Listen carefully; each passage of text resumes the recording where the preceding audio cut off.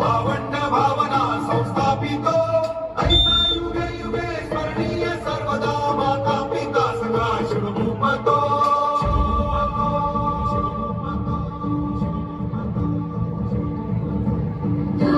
धंड पर चीता मृगझुंड पर भूषण में तुंड पर जैसे मृगराज है